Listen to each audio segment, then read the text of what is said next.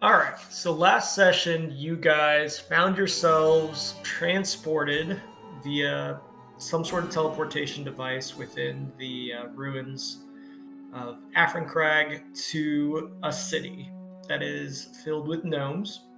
At first, you were held within kind of what appeared to be long forgotten room, enclosed by dirt against every door. It appeared to be purposeful, like it was buried away. You all did find your way out of that space, coming up to the surface and finding yourselves in the middle of some sort of like a commercial district of this gnomish city. You did notice in the distance a rather large airship floating on the periphery of the city, up above the buildings. You guys kind of monitored this commercial square, noticing guards with constructs patrolling at times, and decided to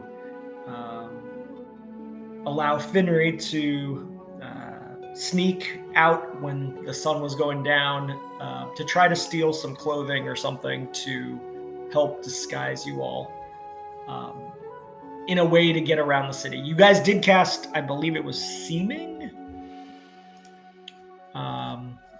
which, to some extent helps you look like gnomes, but at the same time, it doesn't alter your body shape. So you kind of look like your normal human sort of scale. Midolfir is a rather large gnome. He has gnomish facial features, but it's not necessarily hiding the fact that he's, 6'6". So, with that, Finry had gone into that clothing store. He came back. There was not a lot of discussion. He came back to that sort of sewer manhole wearing, I believe, new clothes. I think you changed your clothes in there, Finry. And I believe you also grabbed a few pieces of clothing from that store. It was a clothing store for rather ornate clothing that looks similar to what the gnomes wear in this city. So, it is night. What are you guys doing? Okay, noted. Yeah, you didn't leave any old clothes. You grabbed everything and kind of bundled it together and got back to the group.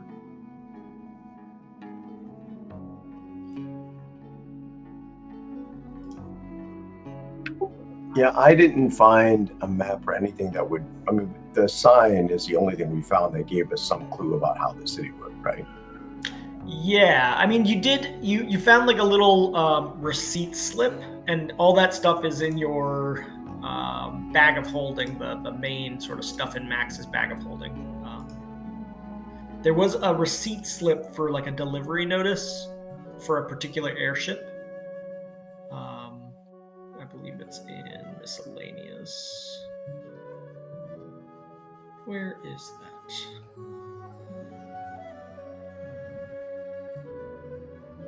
Let's see, I got the clothiers. Yeah, no, it's under gear actually. Gnomish delivery slip. And basically, it says it's for materials being delivered to a ship named the Terrabix. Terrabix, which Finry, to be gnomish for kind of like a cotton-like seed that grows in the Kragan region. It's known for its loftiness and ability to stay afloat, travel hundreds of miles. So the receipt kind of basically just gives you the list of stuff that's expected on the next shipment.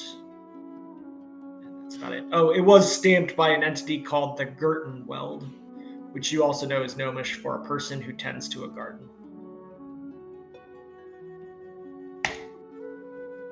But yeah, other than that, you guys have only been to a very small part of this city.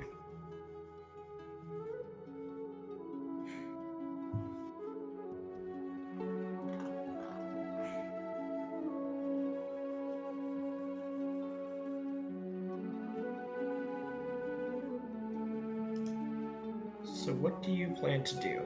I think you had come back. Nobody's really badly injured. I think Midolfir is at his normal kind of loss of health. Where are you guys going? I mean, I'll ask the group, hey, good morning. Do you want me to keep running around the city looking for things while you guys stay here, or do we have something that we would like to move out as a group?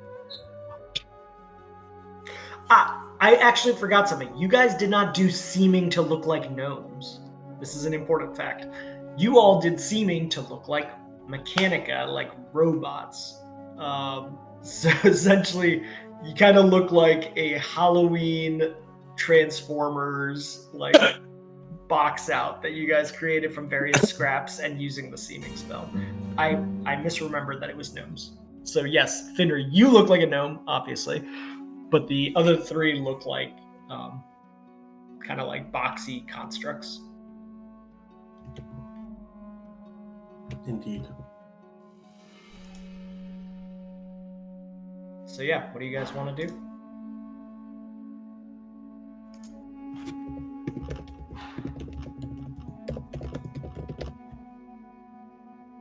I don't.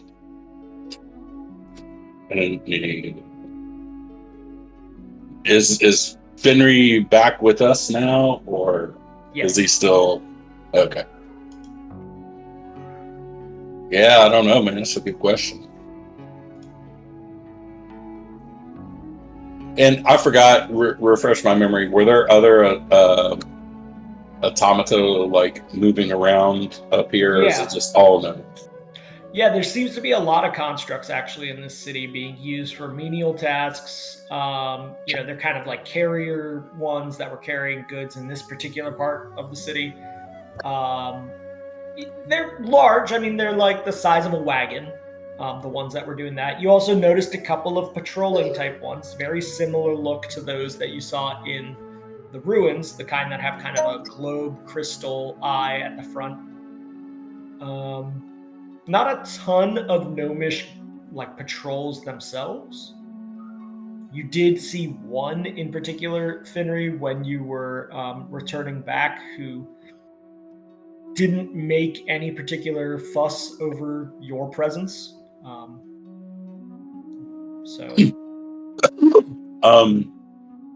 much longer do we have for the spell, Max? It's a long running spell. It's 12 hours. Yep. Yeah, and you guys are like an hour into that max. So when I was like looking around, are there any people around the city, or was it just the guards? Oh no, yeah, it's mostly like gnomish. Looks like in this area, merchants, people coming to shop for things. You only actually saw one, what looked to be like a guard carrying a weapon. Most of the people that you've seen are not carrying any weapons. Some have had staffs and other things on their persons that, if they were arcane capable, they might consider a weapon. But yeah, there's not like a large police presence or guard presence here. Spending a little bit to pay attention to the other constructs that are milling about, the ones that are like doing menial tasks. Mm-hmm. Are they coming and going from like, how to put this? You know, like when you have like hired servants, they use servant corridors and entrances and exits. Sure. Do these constructs seem to come from like a particular I don't know, a service tunnel, or they follow a path into this area and back out the same path? Like, is there a method to their movement? The closest analogy that you have to it is not so much. It appears like, at least the ones that were being used for mercantile purposes, it's more like they're being used like horses, right? So they're kind of following along or being led or otherwise doing something for a gnome owner of theirs. And when they were coming to these shops, they were kind of placed to the side while the owner was doing whatever, purchasing or selling. and then used for the actual task of carrying things for that owner. So it's more analogous to like a horse than it is a full-on like person, right? Now, did there seem to be anyone that was leading more than one construct? Yes, there was actually. So while you guys were watching, there wasn't particularly. Most of the people in this city that you've seen thus far peeping out of this manhole lid have dressed more ornately than you would see. I mean, everyone in the city seems to have, at least in this district, a fairly well-off background.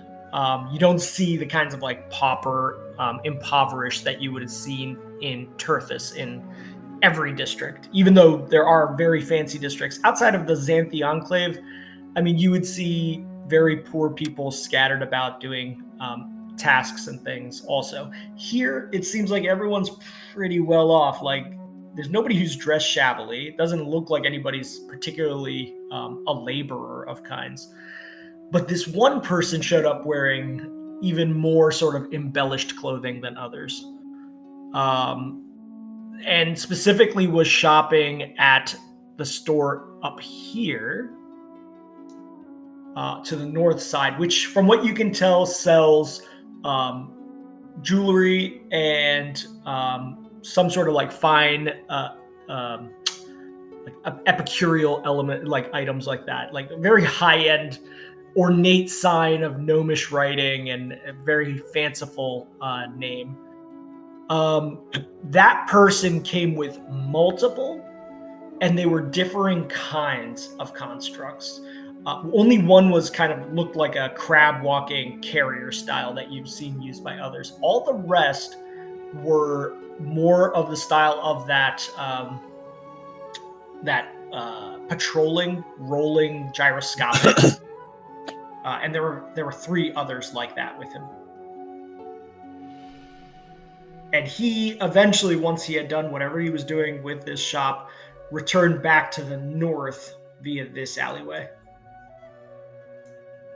You mentioned to Fenry that we could move around as if he was a merchant and we were his constructs, like the one guy we saw. Yeah, let's do it. I would rather not hang out in the fancy part of town. If we're going to hang out somewhere, let's go to like the slums to see like if we can blend in with the riffraff. Okay. I'll just switch over to this view, which is just kind of a map of what you guys know in the area that you are. You do get the sense, just in the basic layout that you are looking at right now, that there seems to be more city in every direction, though it seems more sparse to your southeast. It seems like it doesn't have that many buildings towards your southeast. So that being said, is there a direction that you wish to sort of march along, pretending to be constructs and their leader?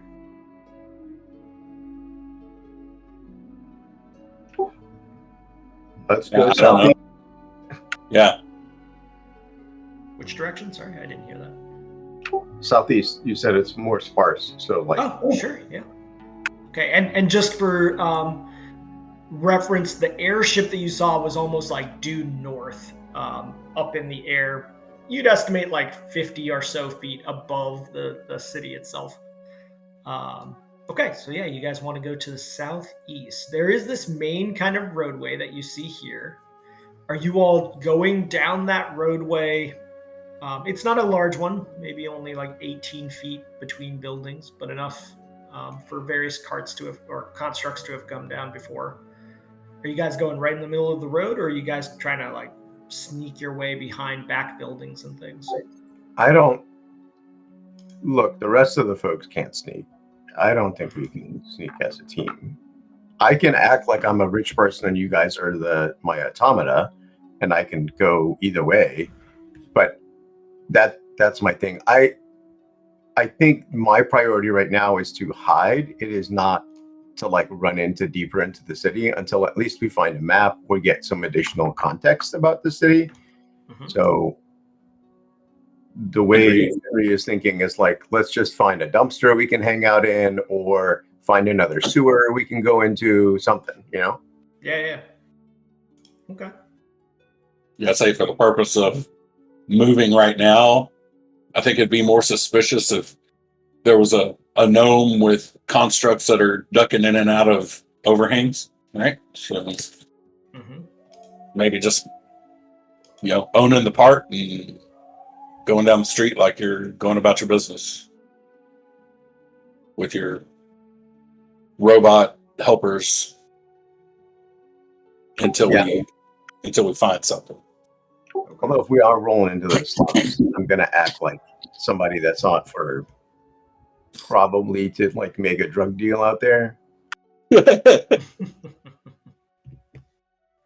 You need be hood cautious. All right. So, and just a reminder, you guys are on a counter currently. That's kind of meta.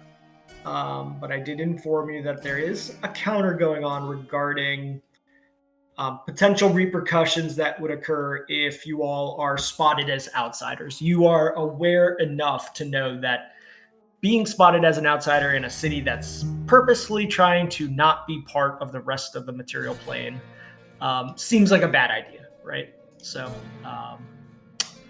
just as a context. So, you all start making your way down the roadway away from this strange pyramid-shaped tower towards the southeast.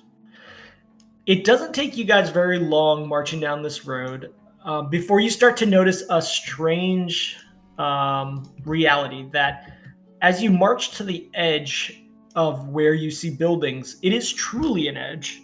It is as if the city itself just ends. And unlike other cities you've been to, as it ends, it just ends into nothingness, the dark of night. Are you guys going as far as you can down this road to the very end? I don't know if we need to look over the edge. Can you explain how the counter works? Sure. You said there's just a counter system. Is it? Do we know more about it? Yes. So essentially, anytime a character comes into contact with city folk, if you are not in a way concealing the fact that you are from the outside, there would be a potential encounter, right? So you would have to find a way to avoid this person being suspicious of you. Now, you, Finry, for instance, had an encounter like this with the Clothier, which resulted in a violent result, but one that didn't increase that counter. So murder hoboing could be one way out of it, but there's a limit to that, obviously. Each time you do that, the counter is going to increase if you fail to subdue the questions about you being outsiders, right? And eventually it will lead to people being on the lookout for you and potentially the actual city seeking to defend itself against you. So that's what you meta are being told would be the potential outcomes of this counter. Got it.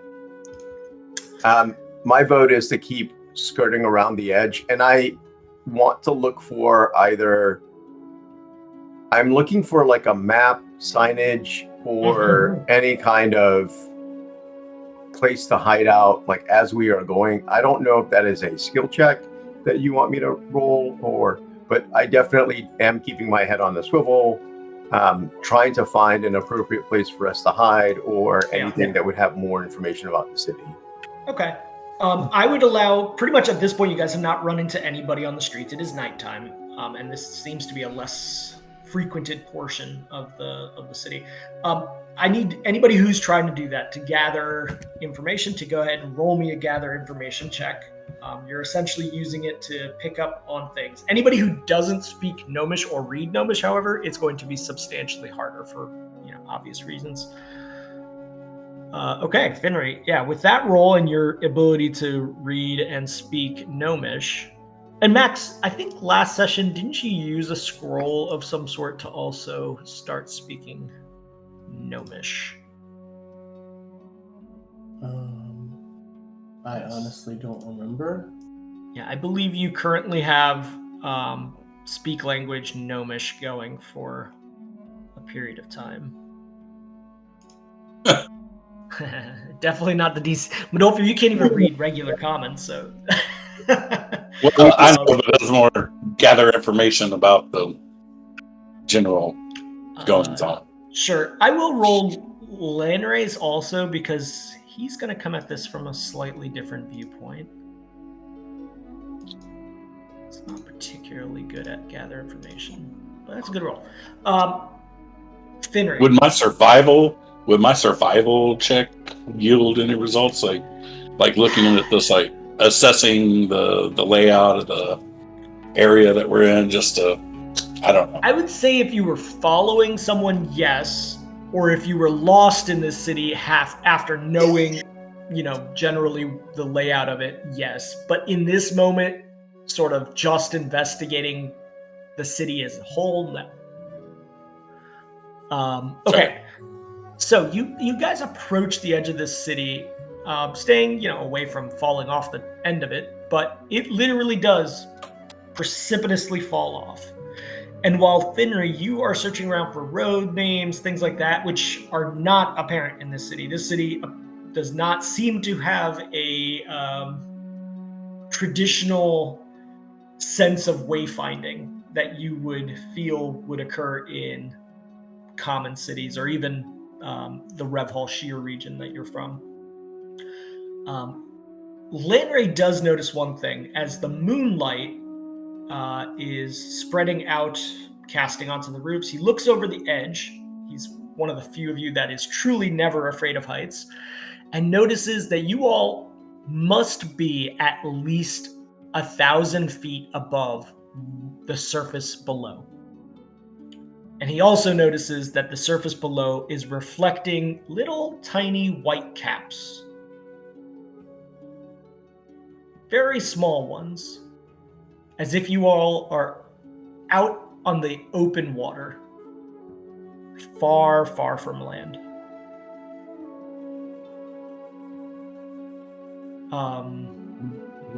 Finry, back to your check. You do get the context that wherever you guys are, this is a residential portion of the city. Most of the lights, on these houses are coming from inside. There are no Whitstone lanterns like you saw in the market area. These houses appear to just be using regular candles, if anything, to light the insides. The gnomes inside, they are, as you look through one window gathering information, you notice the gnomes inside are using that little bit of light. Very dim, but seemingly they're not just sitting around in darkness, even though, theoretically they could. I put it in the chat, but it looks like northeast of us, there's plates or a pool. Do I see what that is? Yeah, I'll say that you sneak between two of these houses, leaving your construct slightly behind, but close by enough. You notice there are greens and vegetation in this city that they have created sort of like a faux, I wouldn't say aquaculture because there's not really standing water, but the use of the presence of clouds and things up here are seemingly creating a little tiny pocket biome in certain parts of this city. And this is one where you notice that they are growing small mushrooms and root vegetables over by the backside here. Looks like a very tiny farm. Okay. Well, you guys want to keep skirting the edge of the city and go south from here just to kind of start seeing what we can see and see if we have another road that'll get us, or do you want to go to the more prosperous parts of the city or the commercial parts? As long as it's not taking a lot of time, I would say go a little more southwest to see what we see. But okay. If we get close to running to the end of Max's spell, we need to be looking for a place to duck into. This edge of the city here, the actual sort of precipitous edge, when Landray went up to it, one thing that you notice is there is a consistent sort of wall along this edge that has clearly been built. It is like a stacked stone wall. It is only about 40 inches tall, which for most gnomes would be, right at or above their head. But, for Landray and Midolfir, and honestly for Max as well, who's not necessarily short, it is at like waist level, maybe navel level. So you guys can see right over it, but you can see how this wall would feel kind of like a protection from falling off of this city. It is consistent, and it seems to continue down to the southwest as you guys make your way along this kind of back area, seemingly avoiding contact by staying on this peripheral edge of the city. You do not come into contact with anybody thus far as you make your way to the southwest. It is a sleepy little burrow. You said it looks like we're over water? Yeah, Landray explicitly, with his low light vision in this moonlight, is looking down and seeing very gentle undulations in water, and from his gather information check and his ranger background, he knows that implies that you all are in deep water, like over open ocean.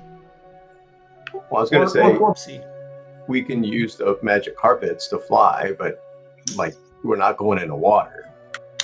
Important point. You guys are not dragging those anymore because I believe you left them back in the downstairs of that enclosed space. Because they're 500 pounds each. Yeah, but we don't have a lot of. I thought we had them floating. Okay, so we're gonna have to go back for this. Mm-hmm. Yeah, I'd say that'd be very conspicuous if somebody came up and spotted. Although you don't know, maybe the other people have them too, but you haven't seen anybody with flying parasails here. Yeah, what we need is a cart, and that's kind of what I think is what we need. If we had a cart, and then we could have the automatons pulling the cart, that would make sense. Mm-hmm. All right, let's. You want to keep going? Yeah, I mean. Okay. Yeah, you guys kind of come back towards the center. It seems a little bit. Is there? I mean, with that gather information check, do I see anything like signs, anything of note, interest? As you've made your way back here, the farms were of particular note in terms of how they're getting food. As you've made your way over to here, you do gather that you have walked towards something of a religious area. You see what appears to be like little small mausoleum crypts in front of you here. And a building that is more grand in scale here. It has kind of more like when you were in Elajo and you guys saw those large kind of Corinthian columns holding up a structure, more like a marble tone. Very ornate compared to the rest of the buildings. Do we know what god that is a temple to, or if it looks like a temple?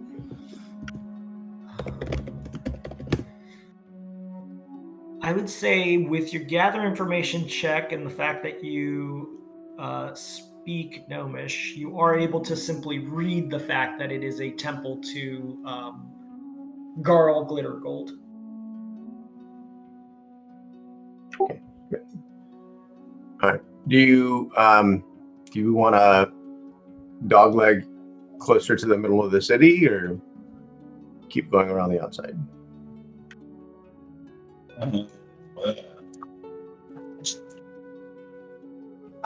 I say eventually we need to make our way to the center of the city, right? But we do need to find something we can use to get the tapestries, the flying carpets, the sails, whatever. And like I said, we need to find a place that we can kind of squat in at least long enough, if nothing else, than for Max to be able to recharge a spell slot to cast Seeming again.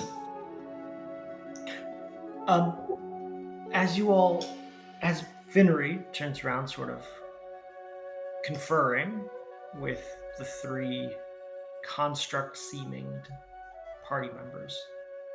A voice calls out in Gnomish. You there? Do you need any assistance? It's coming from the direction of the temple. And you can see with your dark vision, standing in the center of these kinds of mausoleums that you are facing, a rather short gnome wearing long robes. The robes are like a train behind him, and carrying a bit of a scepter. Not a staff, it is metallic. Their constructs broken down. With my low light vision, scan around real quick. Do I see any other gnomes hanging out, or is it just this one? From what you can tell, it's just this one.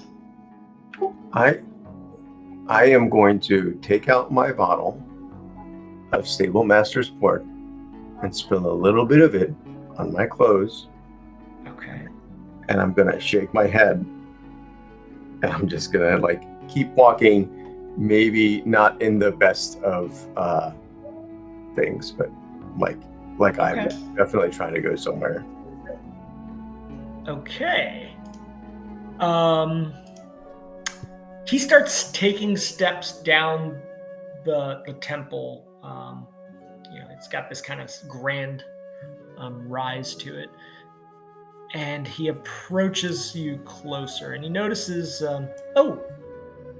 have you been injured? And he starts looking at you now that he's, 30 or 40 feet away at most. You seem like you need some assistance. No, I'm gonna say I'm fine. I was at a friend's house. I just need to go home. Yes, I can smell that. I need you to give me a bluff check against his own check here.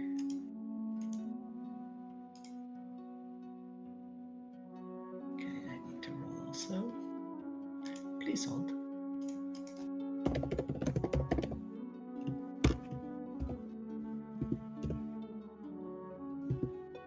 Oh, I couldn't have beaten that anyways. Yeah, that's a damn good bluff check. Did you roll a 20 on that? Yeah, I have 18. a plus 10 in bluff. Yeah, very nice. This guy has a pretty damn decent sense of motive check, by the way, considering he appears to be the head of some religious group here, based on his dress. But yeah, he goes, yes, I can smell that on you. My goodness. Gog Glittergold does not believe that indulgence outside of those sacred days is appropriate. Perhaps you should find a bed. Your bed. Quickly. I've made a mess of myself, sir. And I kind of hide the blind bottle badly, in my clothes, and I nod my head and I keep walking. Okay, so you're walking away from the temple now? Yeah, I am going to, I guess, keep walking towards where there's more houses. Okay, got it. This part of town is pretty well lit. So Max and Lanray haven't been as able to navigate through some of the darker parts of the town. They've just kind of been following whoever's butt is in front of them as they pretend to be constructs. I'm just imagining Madolfir crab walking at the front. But here it's a lot easier. So that helps you all in this way. Max, you've been kind of clunky in your seeming thus far. But now being able to see where you're walking and move, you're not as you're not tripping over yourself trying to look like a automaton. However, as Finnery starts walking away and you guys kind of train behind him, this rogue gnome kind of takes a few more steps closer towards you all as constructs now that Finnery has walked away. I'm going to turn around and like, are you sure you don't want a sip?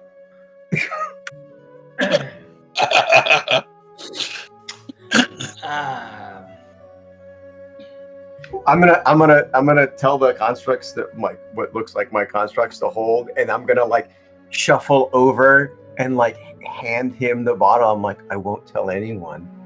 As you approach, she's like very off put by it. Like you come up very quickly. Your natural sort of speed is inherent to you. So even when you're doing this, like your movements are almost they're shocking if somebody wasn't aware that you were so quick, right?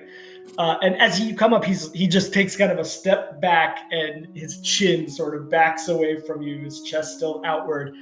And his scepter almost reflexively kind of comes in front of him, and he goes, "Oh no! The hour is late, and I must get back to my studies. There are, as you know, many issues that we must solve." Maybe you don't know. Best of luck to your studies, and a wonderful evening to you. Oh, okay. And I'm just gonna like give him kind of like the googly eyes, and I'm gonna like saunter back to the mechanic guy. He takes a step back, like he's not turning his back on you. He kind of is just like, all right then, maybe find some water. He backs towards the temple, starts going back up the stairs, but almost like a sidestep up the stairs, keeping an eye on you as you shuffle away. The rest of you follow in train without any further inference from this temple person. You guys make your way out of the small fenced-in mausoleum area in front of this temple, and you come across what appears to be a small park. Rather nice. The trees here are unusually large, considering you guys are floating up in the air 1,000 feet. You also did not see any trees, obviously, in Afrin Crag. So they have cultivated some interesting trees up here in the air.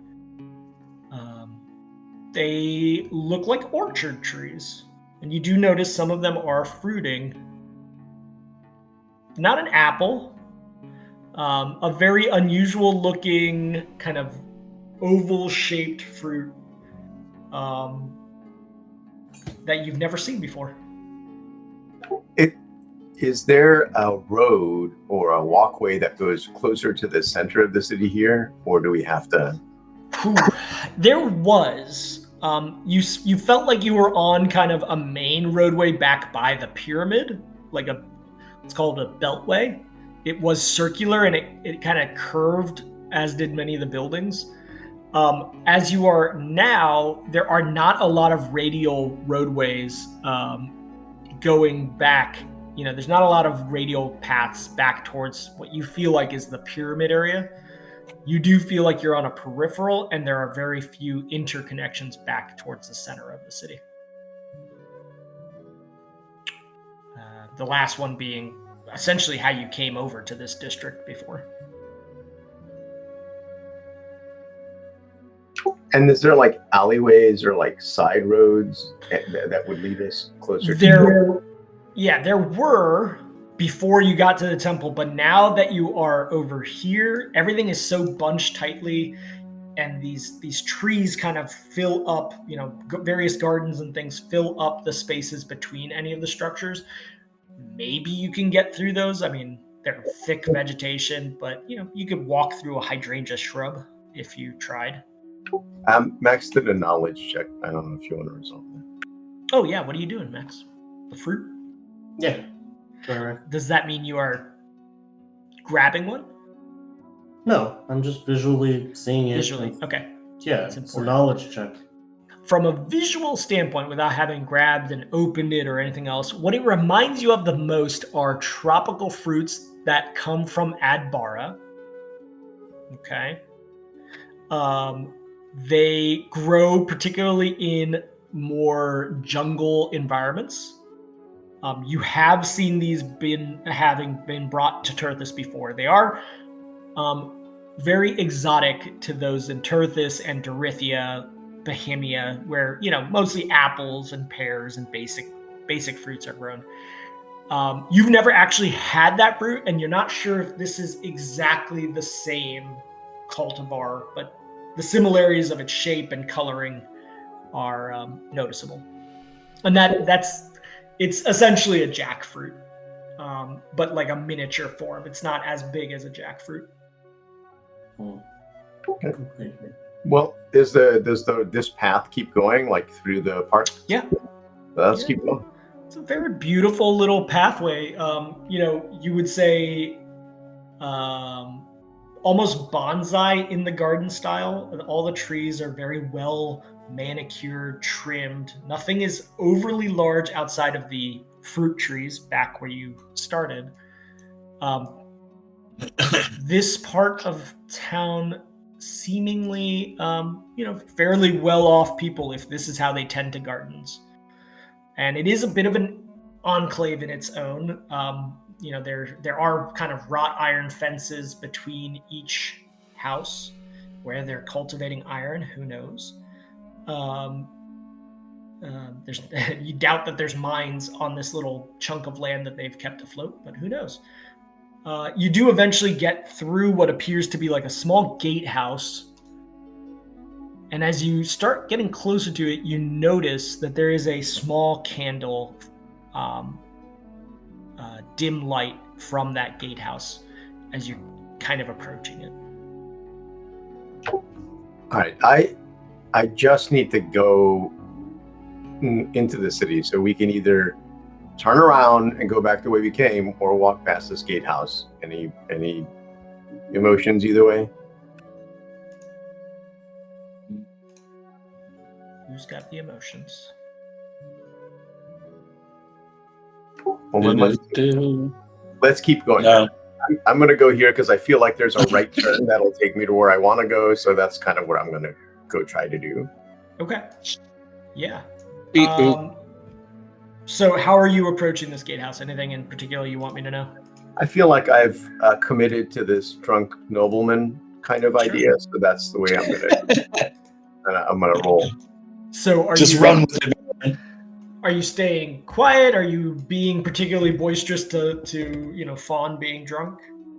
No. I'm not being particularly boisterous, but I am like holding the bottle of wine, kind of like I'm not putting it in the handy haversack. I'm just like it's topped, but in my clothes. Like, got it. Okay. Yeah, you're not stumble-bound and you're not yelling anything. As you approach, you notice there's no movement or shadow change in the gatehouse. There's like a little window, but it is particularly high if you are a gnome. Seems odd. Like the window itself is set at right about 3.5 feet tall. And you're just kind of, as you're passing out of your corner of your eye, you're like waiting for a person in there, somebody to look over and see, considering there's candlelight, but nobody does. Are you just going to continue past? Yep. I'm assuming that like Modal Fear and them can actually see in the area. Mm-hmm. Yeah, they're tracking behind you. They haven't quite gotten to that window yet.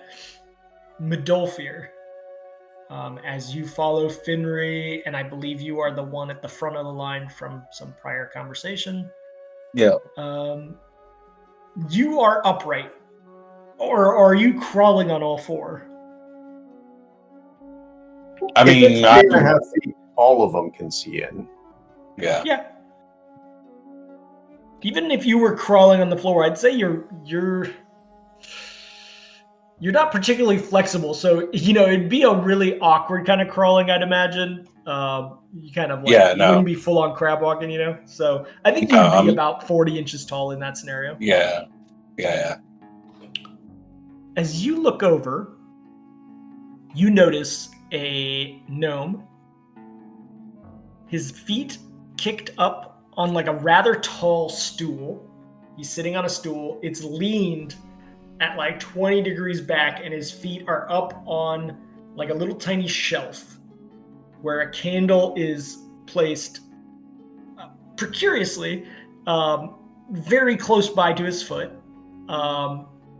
And his eyes are closed, and he has his little like floppy gnome hat dipped over his brows and just kind of covering one of his eyes with the little flop part that comes down. This guard appears to be asleep. I'm gonna use my spell like then. Whisper. And I'm gonna direct it at Fenry. The guard in there is asleep. He's kicked back with his feet on the table. But there is a guard. I believe you could whisper back, Fenry. Which building is this in, by the way? This is just like a small building right at the edge of this. There seems to be larger structure behind it, but the gatehouse itself is just kind of a nodule on this building. Okay. No, I don't need to talk. I'll just give a thumbs up, and then I'll keep going. Okay. But we're not going in the direction of the gatehouse. We're going to the right, correct? Yes, that's what you were saying. To the right, there does appear to be a large road leading away from this gatehouse and this enclave in the back of the city. What I do need, however, even though this guy's asleep, I need a move silent check from those of you wearing any kind of metal armor. Is anybody wearing metal armor? I don't think I have any armor on. Okay, yeah, that would make sense. Yeah, I'm leather. I think leather is also for land raid too, right? He's wearing mithril. Now, it's a quilted fabric underneath that mithril, but it is a chain shirt. So I'm going to go ahead and say that he is wearing metal armor, even though mithril has benefits regarding lightness, etc. It still has noise to it if it clanks against itself. Isn't that already built into the armor check penalty for skill checks involving things that matter? Yes. So let me see. So you just roll a move silent is what you're saying. Yeah, it should already be built into the check if it has a penalty against it. Okay, and none of the rest of you, but don't fear, you don't have any metal armor. No, it's hide. Yep. Okay. Sorry, I'll show. It would have had to have been below 10 for it to have been a problem. This guy's asleep. Yeah, you guys pass by without any issue and make your way to this road that returns back towards the north, towards what appears to be more of the central city.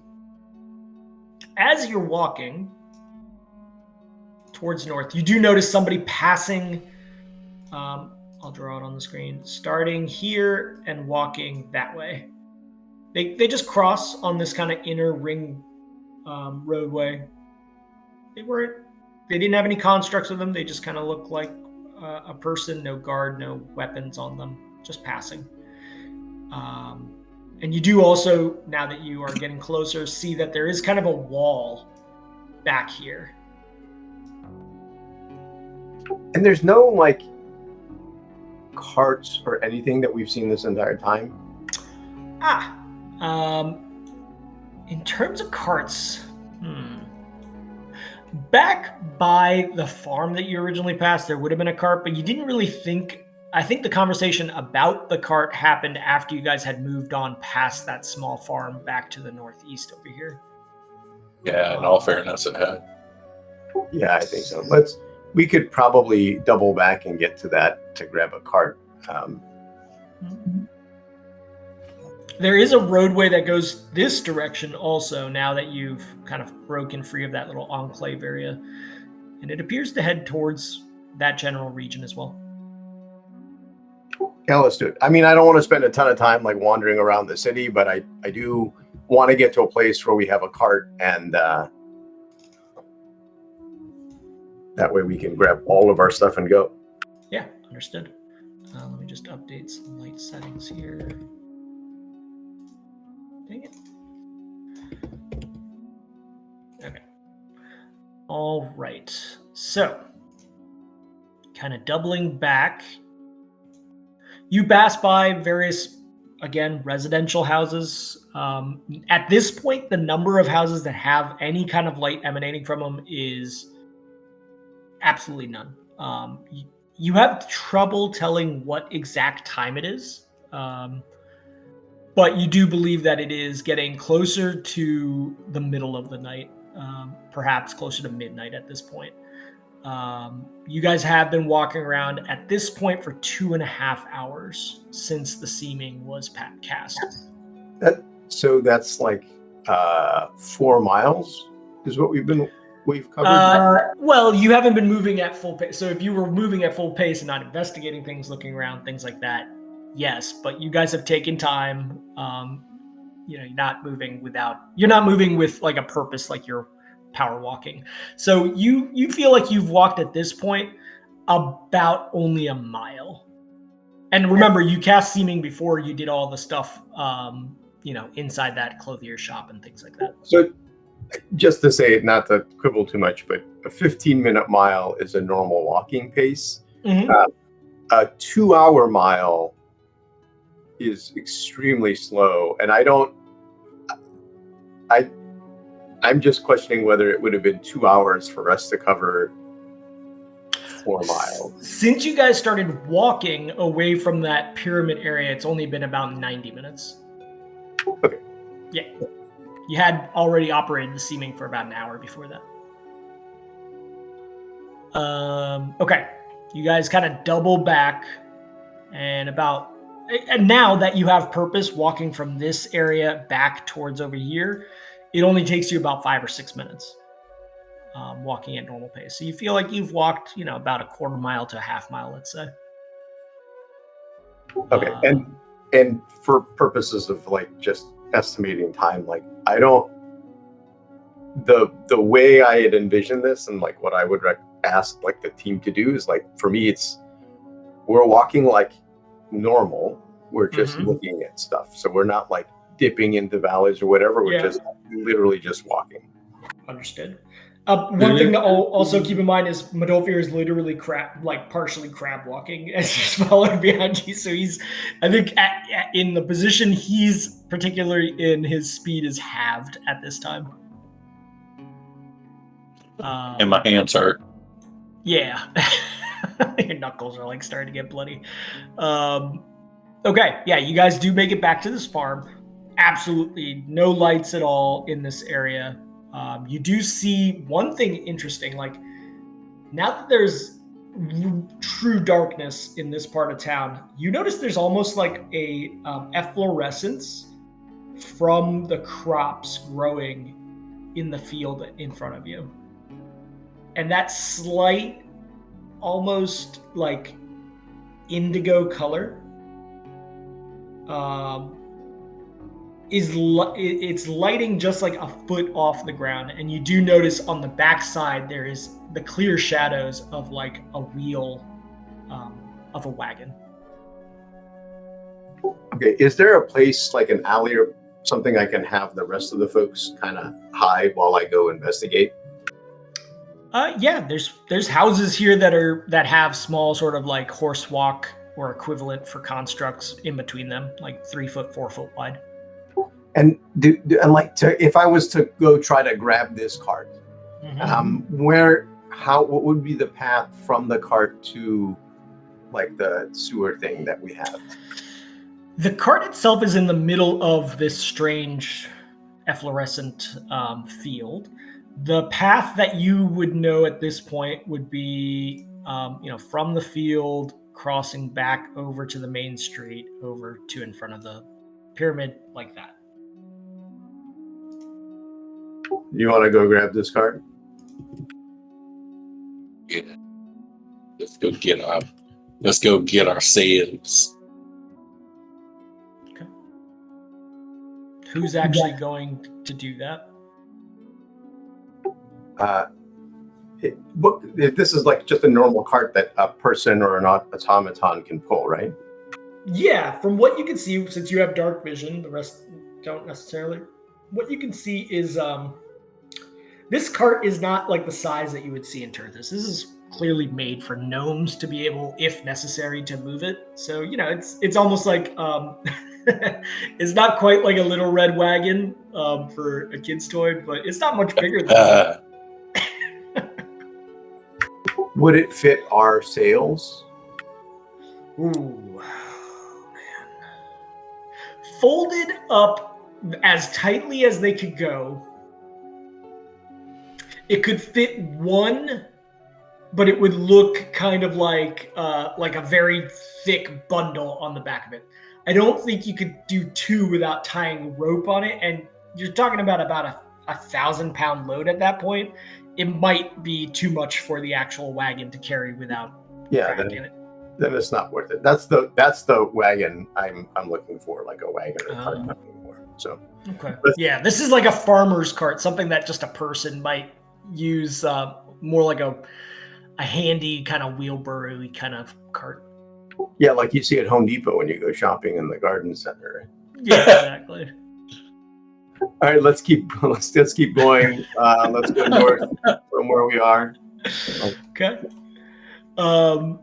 Max, are any interest in figuring out the efflorescent crop growing here? Could I, I don't know, make a knowledge nature check on it, see if it's anything I might be familiar with? Sure. Dude.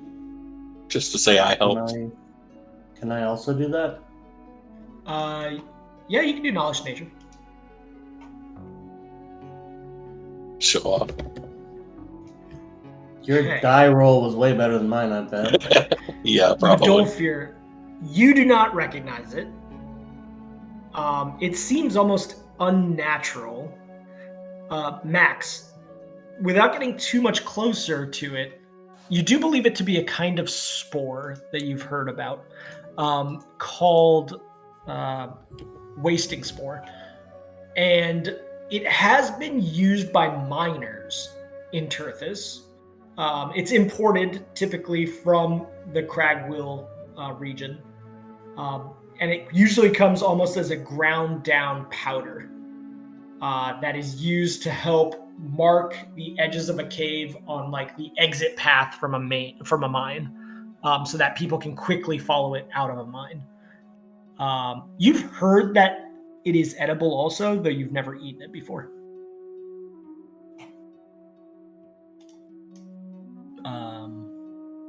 Finry at the front, kind of continuing to lead on. You all, let's see. Are you taking back onto this kind of larger main road or trying to stay in the winding back roads? You do kind of come to a crossroad here. Let's stay on the main road. Okay, the main drag, sure. As you get on the main drag, you do have this kind of intermittent wall. It was much more of a wall at the west side. Now it's more intermittent. There are gaps in it.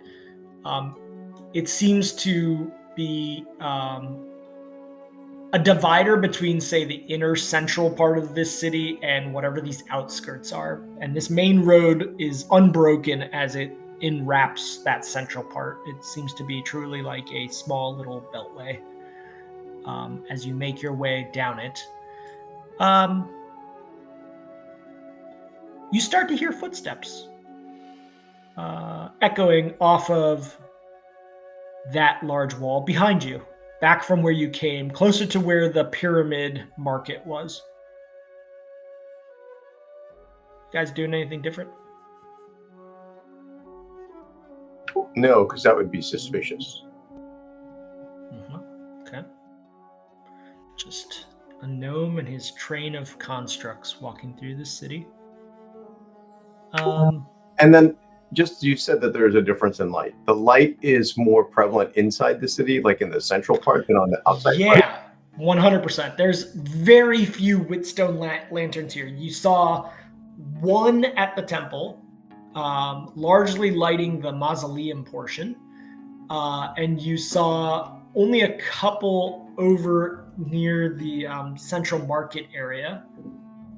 Sorry, not the central, the pyramid market area.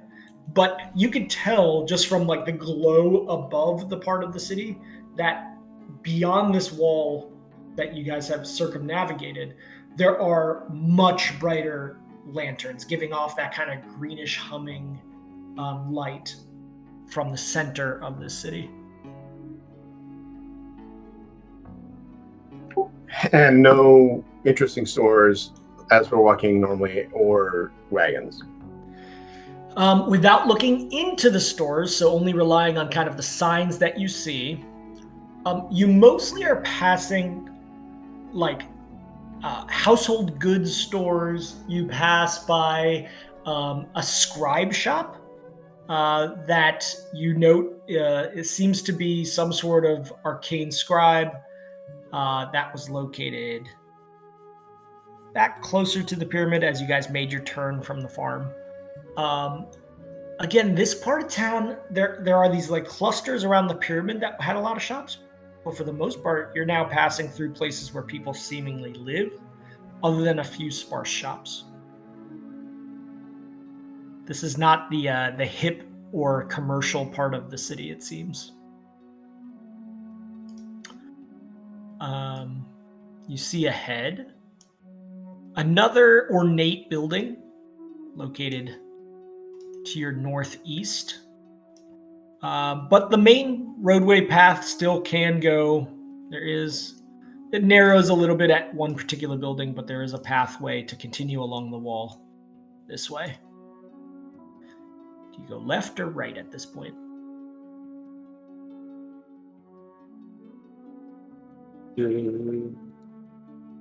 On the street.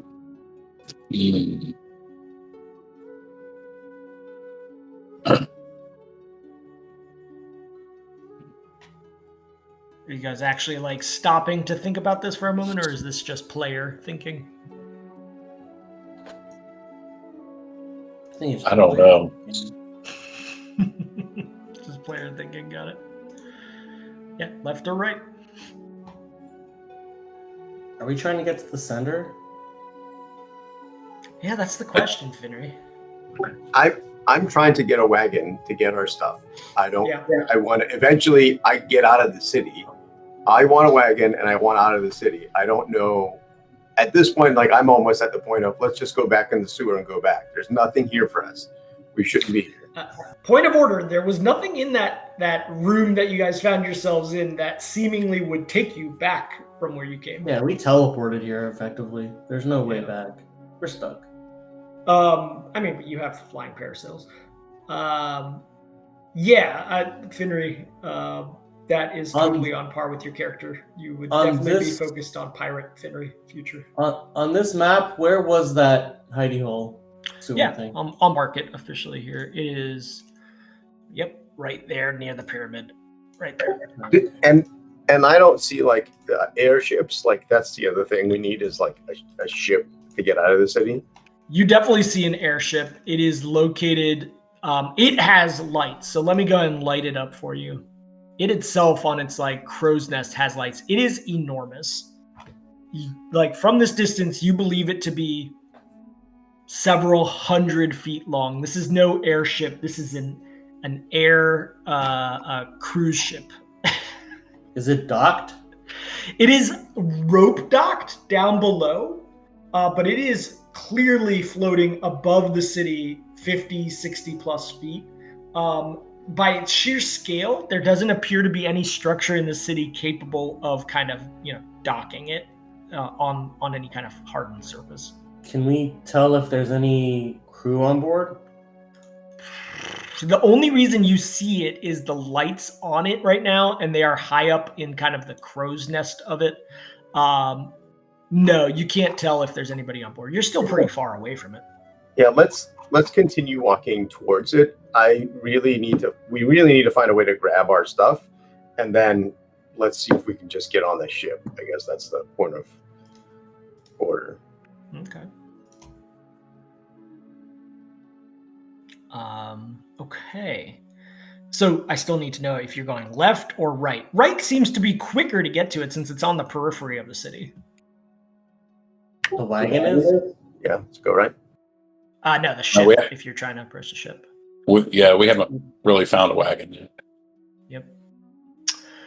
As you cross this ornate building here, it is not ceremonial like the temple. It is much more like a actuarial building, almost like some sort of services building. You look in just out of the corner of your eye, Midolfir, through these windows, and you see desks inside with your dark vision. Cross that. Nobody seems to be on board this time. There's no like signage. There's no no way to the people of this town don't have road signs at all. For these buildings, you are finding signage. So you note that this building is Afrin Crag, and then in Gnomish, it states guard services. Oh, we might be able to find information about their patrols. Now, keep in mind, this doesn't look like a jail or a prison or anything like that. And it says guard services. And as you look in, you do not see any sign of activity inside. Now, gnomes have dark vision, so they wouldn't necessarily have lights on. But there's no movement in the windows in that brief glance that Midolfir caught. Single or double story? It is 2 stories, but gnomish stories. So in total, the height is 14 feet, 15 feet. Yeah, I'm treating this whole thing like Disneyland, and that's just where all the lost kids go. So it is park prison. No, yeah. Okay. As you pass that, getting ever closer to whatever this ship is docked to, you do pass another orchard garden. This one does not have fruiting trees. These trees appear to be ornamental only. And you see benches that are again like Fisher, the Fisher Playhouse scale benches. You do notice that there's somebody sitting on one of the benches about 100 or so feet away, sitting upright on the bench. And they kind of turn their head as you make the corner around this guard services building. Just kind of take note, there's nobody else around. You with your 3 automatons are the only ones around right now. Eat, act normal. I'm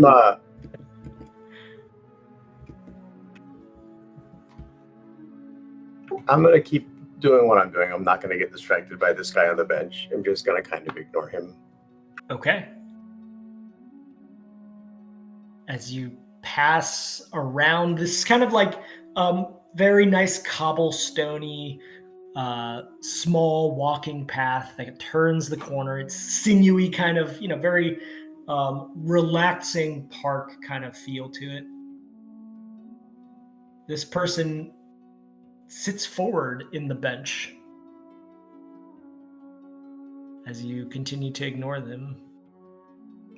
Yeah, I mean, there's no reason for me to go talk to him. So I'm gonna keep acting like I'm walking towards the boat area. At this point, he stands up and he starts making a movement towards you all. You now notice that on his waist is a small but apparent saber. Okay. Well, there's nothing for me to fear because I'm just a drunk rich guy, so I'm gonna keep walking. And what about the automatons? What are you guys doing in this moment, other than beep boops and? Is there I'm a anything robot, man. Yeah. Max and Lynn, or Max. Can you describe how you're moving as a construct, Max? Like, Modolfir has said he's kind of crab walking on 4. How are you moving? Max is popping and locking. Yes. Is this dude dead set about coming to talk to us? Is that what you're saying? Like he's literally coming towards us? You have kind of turned the corner on the trail towards the airship, and like the trail in this garden park would have led back to where you guys came from. He's taken a diagonal across some of the grass towards where you guys are heading. Well, so it is clear he is like, because we don't need somebody investigating the automata. Well, I will tell the automata to stop, and then I will walk towards this guy. Okay. And I'm like, hey, friend. Okay. Max suddenly comes to his little like pop and lock stop. And now that I know that you're okay. My like left leg is at a weird angle when I stop. Yeah. Now all I can think of, have you seen the movie Euro Trip? Where they're in France and the guy's doing the like robot moves. Yep. Oh yeah. You just come to a sudden stop like that. All right, Finry. I also want to add a little bit of spice to that imagery with the Australian breakdancing competitor. It's a little. What was her name? So it doesn't matter. We all fantastic. Something laser. Yeah. Ray Gun. I think it was Ray Gun. Yeah. Ray Gun.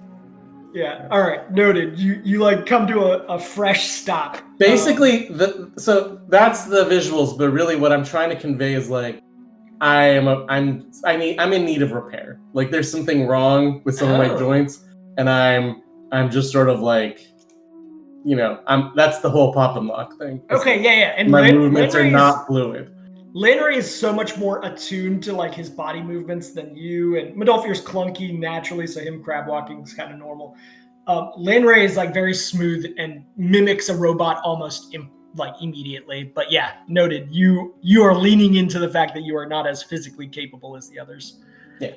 Finry, as you approach this gnome, he's wearing what is very clearly now a kind of padded armor. Lightweight armor that is padded. Saber still on his hip. He is not reaching for it, but he is moving with purpose towards you. And in Gnomish, in a very kind of unusual dialect of Gnomish that you had not heard even from the person from the temple, he asks you, what business do you have at the pot?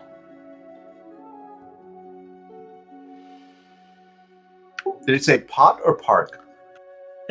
Port. At the pot. And it is purposely, like I am trying to mimic. It's a little bit hard to understand him, even for you speaking Gnomish. I'm going to say, do you have a cure for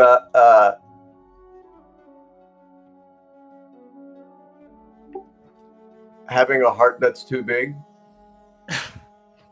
Lord have mercy. That is fantastic. Great choices. He raises his little eyebrow, very thin, like pencil drawn in eyebrow. And he goes, what? Silliness. I have no time for your questions. Listen, it's not my fault. They were all good looking.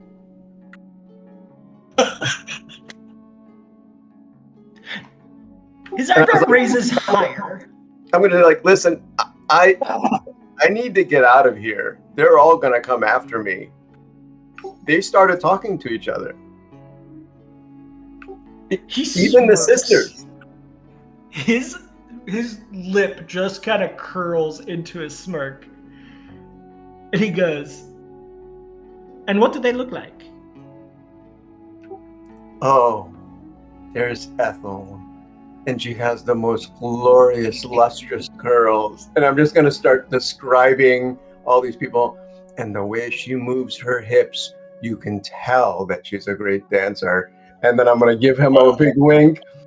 I'm like, but then there's Genevieve. And I'm not going to use those names. I'm going to use like typical Sure. names for girls. And I'm like, wait a minute. Do you like them? Are you looking after them too? Is that why they know they talk to each other? No, I'm not from here. I need at this point for you to do another bluff check.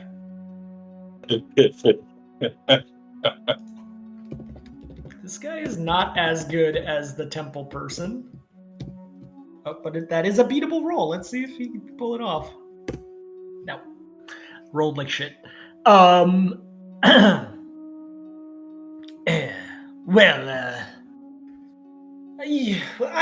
have been known to dabble in the affairs of the heart, but running away is no answer. You have clearly Ethel made some uses mistakes. knives. What's your friend? What's your name, my friend? My name is Jean-Paul. Jean-Paul. Jean-Paul. Oh, yes, Jean-Paul. Jean-Paul. My friend, Jean-Paul, do you drink? He once again goes, "No, Jean-Paul." And yes, I do drink. From inside my coat, I hand him the bottle of Stable Master's Port, and I'm gonna kind of look like I'm being serious, like not trying to make it a big deal. I'm like, take a sip. But I am on duty. Max, what are you trying to sense in this? I'm trying to sense if when Finray is saying his name, is the guy changing how he's pronouncing it just to fuck with Finray?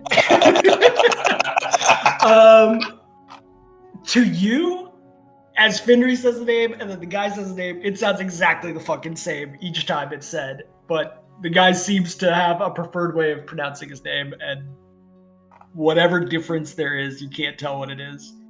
So I'm gonna look at the guy and I'm like, listen, I'm telling you, these women are vicious. They're vicious. So true. And you never, if both of those sisters come, there will be fire. Why do you think I got into the port business? I cannot stay in one place. Can you take me with you? Well, you can apply to be a crew. I do not. Captain makes those. Sorry, I should say Admiral makes those choices. Well, how much would it cost to get? Can I give you something to get on the boat? I have to apply to. How do I get out of here? I've got to leave. They've got connections. He starts eyeing the automatons. Well, there's always need for automaton aboard the ship for tasks that are menial. Perhaps you can sell one of your constructs to gain board. But not to me.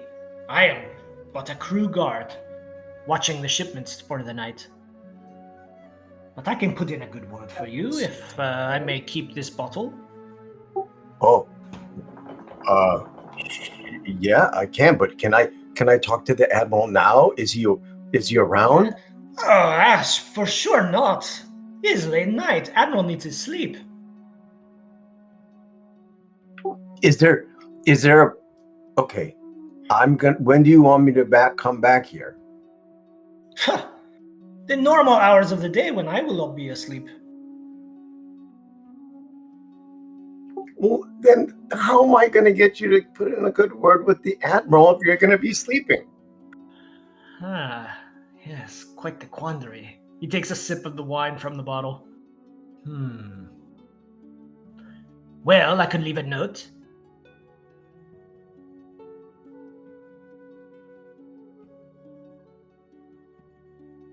I write very nice notes. Yeah, Genevieve writes nice notes too. To love, it is a brutal war. I will write you a very nice note. And then tell me where to come, and I'll come back during the day and try to get on the boat. And Yes. The Is port there offices another are way back to, like, here. yeah, is there other things I can sell? Like, is there the Admiral looking for stuff? I do have a little bit of things that I need my automaton to gather my things so that I will be ready to leave. But I have to be quick because I'm sure tomorrow all hell's going to break loose. Oh, what happens tomorrow? Well, I happened to hear Ethel say she was going to go to Genevieve's house. Oh, no. This is a mistake. Yes, well, we are always looking for goods to return to sale in the mainland. But, the goods, they cannot be conspicuous, yeah? Yeah. They must be not of the makings of this city, so that there's no suspicions drawn.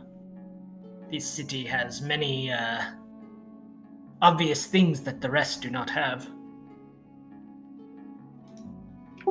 Well, that's good. My father, before he passed away. Oh, I'm so sorry to hear that. Yeah, he did leave he's one of those people that was a collector of things, not of this city. So maybe I have something your Admiral will like. Do you wish to have me review what you have, and maybe I can tell you if you'd be interested, or do you want to talk to the Admiral himself? I warn you, though, the Admiral is one who does not like his time wasted. So I'm gonna pull out from my robes the map of unseen lands. Okay. You show it to him? Yeah. Do you describe what it is? Yeah, I do. I'm gonna say this is like a relic. So I'm gonna say this is a relic that my dad was able to get his hands on, and I describe kind of what it does, and then how for some people, if the relic likes you, it'll redraw itself to, do the relic power thing of redrawing it to the area within the 10-mile radius. I have heard of such geographic capable. I could see how this would be useful to the Admiral. There are times when we must disembark in lands, obviously, that are more sparse, so that we are not seen. It is difficult at times to make our way through the wilderness to our destinations. And as you know, we must not be seen ever until we reach those destinations. I do believe the Admiral would be very interested in this. You say your father obtained this? Yeah, I don't know where he got it from, but he had it, and since I'm his son, when he passed, I got to go through his things, and I found where he had kept it, but I know where he got it from. It's highly unusual, but yes, I think I could certainly see the Admiral taking you up on this offer. Okay. Well, Jean-Paul, if you will write me Jean-Paul. Jean-Paul. Jean-Paul. Well, my friend, if you write me and maybe tell the next guard that replaces you in the morning, so that they'll be, they'll know that I'm not a weirdo when I show up with a bunch of stuff. Oh, yeah. The next guard, he's kind of a dickhead. Is that his name? No, his name is Steve. But he's a major dickhead. I'm glad I ran into you because you're great. Give me a thumbs up. And this is very good wine you've given me. Yes, it's good. Do you smoke? Yes, of course. I pull out a pipe and some tobacco, and I was like, here. Why don't we share a smoke, and you can tell me about the Admiral a little bit more, and then I'll go get my stuff and come back in the morning. Of course, yeah, that sounds wonderful. He starts telling you some stories about the Admiral. Times in which the Admiral had to pull crazy maneuvers to avoid being seen by common folk. He starts divulging certain kinds of information about the way they travel. Essentially, you gather that this ship disembarks from this city, goes to the areas of the main continent of Dorithia or Adbara, and trades, brings back goods that this city can't survive without. And that is essentially how they make their business, is trading goods from this city that are crafted by the Arcanists to some of those city centers, and then bring back the goods that they need to. You find out that they essentially have to hide their airship every single time, so they are parking it, let's say, in extremely remote areas, and that their next travel will be to Cragwill Dusk, where even there, they do not divulge where they are coming from, even though that is a gnomish city.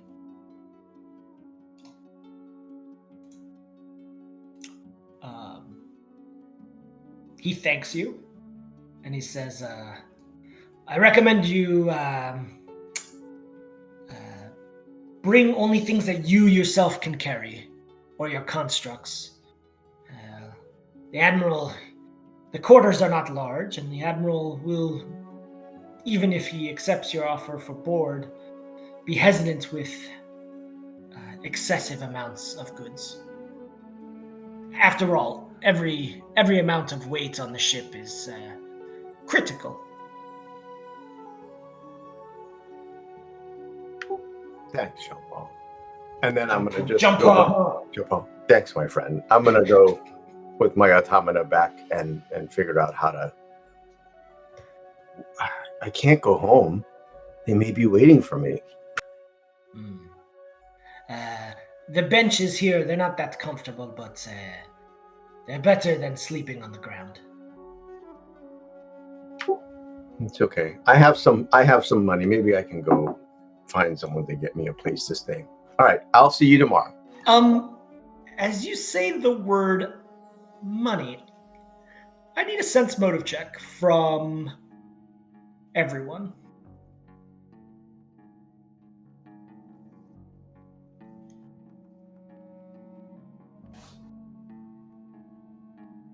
Oh. Let me go ahead and roll land raise.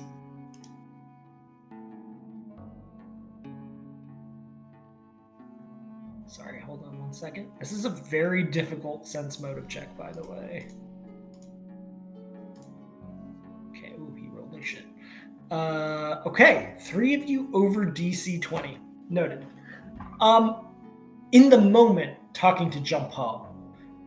Jean-Paul. No, when I say it, it's correct. In that moment, in talking with him, you don't notice anything. But as you all start walking back, you're going back towards the sewer by the pyramid? We call it a sewer. It's Yeah. Okay. Yeah. As you guys start heading away from him and able to converse in the abandonedness of the city.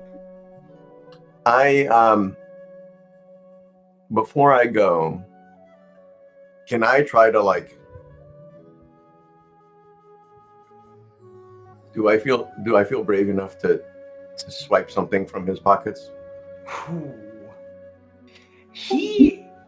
You visually speaking, I'll give you this meta. I mean, he looks quick at hand. He is the kind of person who is probably used to dealing with lots of ropes as a crew member, maybe comes from a bit of a swindling background. You can certainly try, but he does not look like an oafish person. What are you trying to swipe from him? That I don't know. I was just trying to guess if it was a bad idea I wanted to do or a bad idea I didn't want to do. Sure. He did not have anything exposed on his person other than there was kind of a satchel bag on his back, like right kidney area. The saber handle, which was right up against that. And essentially his padded armor and clothing were all the rest of what you could see. Can I ask him? There's a couple other things I wanted to talk through in our kind of conversation. One is I have illicit drugs on my body, like sticky tobacco and dust of illusion. To be specific. Can I get a sense from him that like whether the admiral and the crew are like totally against it, like straight-laced folks, or if he's like, oh, whatever, like he's like, oh yeah, I've smoked the sticky before. You get the sense that the journeys in the air are long, and as long as the work happens, that the admiral doesn't care about that as long as you're not on an active duty. What were the other questions? That's fine. Okay. As you walk away from this conversation and you all are able to converse together for a moment in the abandoned streets, with your 3 checks combined, and only because of the assistance from Adolphir and Max on this, Max and Adolphir, you both noted that this Jean Paul, his eyebrow once again kind of gave away, sort of the same way that when you first started talking about the ladies, gave away like a weird reaction when you mentioned money, Finray.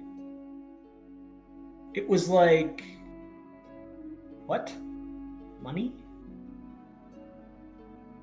And Finray, you wouldn't have noted it individually if it weren't for the fact that other observers, while you were conversing, noticing that reaction.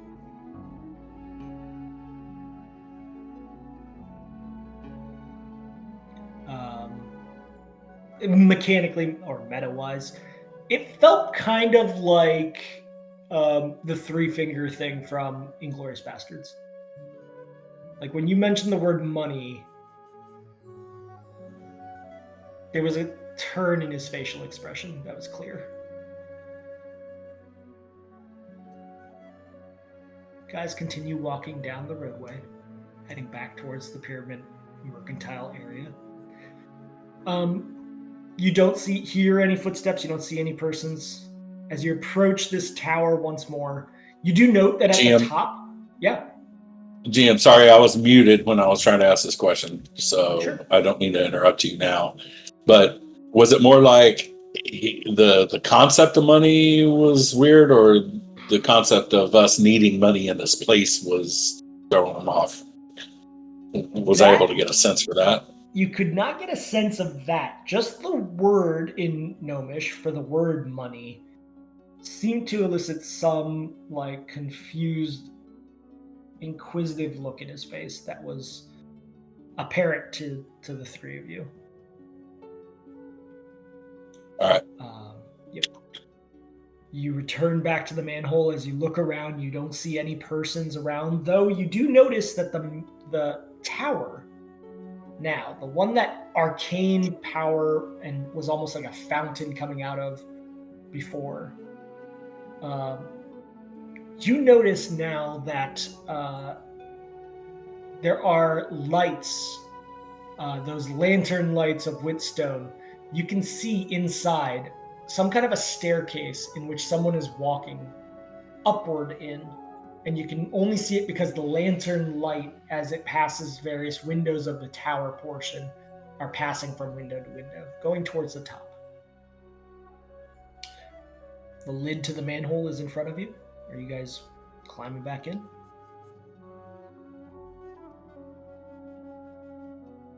Yeah. Excuse me. You guys make your way back in to this kind of ramped surface that you've created out of the old staircases that formed out of this hidden room, finding yourselves back in that space with your parasails. I think if it's just me, what I'm going to also offer is I can probably case more of the city by myself without causing undue attention. So if you guys want, I can go try to find other things without you. And that would be potentially faster play. By yourself, Finry, outside of purposely conversing with people, it's very unlikely that you would have an encounter as a gnome. So it would probably be fast played if you did so. I'm going to ask Max. Max, do you have any magics to help make these lighter or tapestries or? Landry kind of speaks Not up, really. or smaller. Or smaller? No, Yeah. not really. Invisible? Invisibility doesn't change weight. The weight is the problem.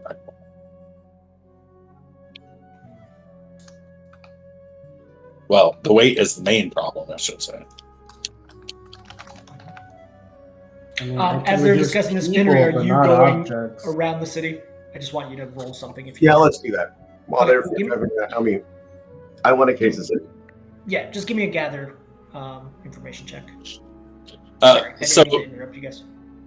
no, you're fine. But to be clear, what I'm Max, what I'm asking you is, do you have any spells, even if you don't have them prepared, that would help? Because if he's going to go out searching around, we've got time to take a rest for you to be able to reset your spells.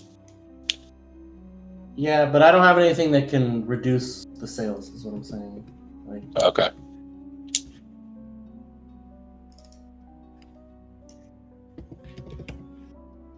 Okay. Fair enough. I don't have like Finry. levitate or anything like that. Tensor's floating disc or anything like that? Nope. Finry, in the couple of hours that you take to really kind of scour around the city, walk around, you do discover there's a central market area at the center of the city with what appears to be very elaborate storefronts. There is a more ornate government-looking building that you find that has a sign to it that states city governance, essentially. It doesn't seem like the city is ruled by one person. You haven't really figured out necessarily the structure of how the government works here. But yeah, that building did have ornate lanterns all over it. The whole central circle area is well lit. There are these various like causeway bridges that go over buildings to a central sort of fountain at the center of it. And yeah, in general, you get the layout of most of the rest of the city. It appears the only kind of port area is by that airship to the north that you found. There's no like wheelbarrows or. Oh yeah, you do find in this central district, you find much larger wagons for mercantile movement, and specifically on the north edge, closest to the port, you find what appears to be maybe like worksmen, like warehouses and craft shops, framing wood being laid out and dried. Yeah, you do find those kinds of things, and wagons of quite large scale, almost like the scale that you would see in Terthus, a little bit smaller. Are any of those places still open? No. It's late enough now that it is very silent around the city as you move around. Yeah. It's at this point it'd be like 1 a.m. Nothing is open now. Now, this place that has wagons, does it look like it has the ability to rent them? No, it looks like these wagons have been left out in front of, like, think of like a drying kiln for lumber. It seems to be for transporting these large lumber planks and boards. It doesn't look like they're necessarily for sale. You don't actually gather, like, it's kind of interesting. Like, you haven't actually seen an exchange of money per se. You have seen the exchange of these kinds of flattened, unusual coins, but they don't look like the kinds of like gold, copper, platinum coins that you're used to seeing in various kingdoms. They're bluish in tint. Yeah, I got 13 of them from the house that I was in. Yep. They're using that as currency, is what I've seen them do, right?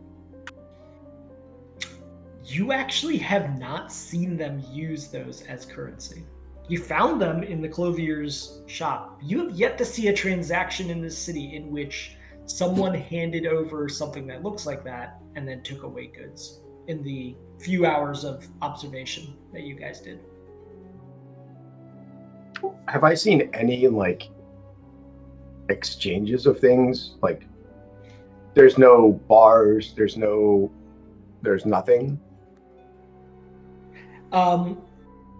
You have not seen a boisterous tavern scene here, most likely because there's not a lot of visitors to this place. You have seen places that serve that would look like a tavern in context. It is late enough of an hour that you have not seen them open, which is unusual. Most large cities of this scale, the taverns would be potentially boisterous all night. This is not some sleepy village in the middle of Bohemia. How they were transacting that? You haven't seen anything like that, no. Nothing in gnomish history really leads you to, like, the Kragan portion. They definitely deal with money. If anything, the Kragan are obsessed with the gathering of treasure, money, gold. It's one of the reasons why there's so many immigrants to Terthus to find where that wealth comes from. Not here. Doesn't seem like it. You haven't seen any exchange of that kind of mercantilism.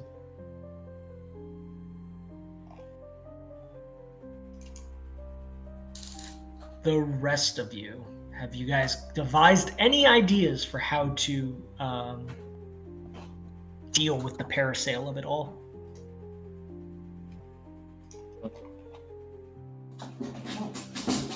Not really.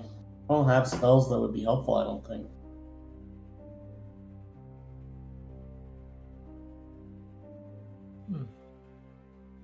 Fenrir, you are able to steal one of those wagons if you wish. It would be difficult for you to pull it solo, so you will be moving much slower and cumbersome.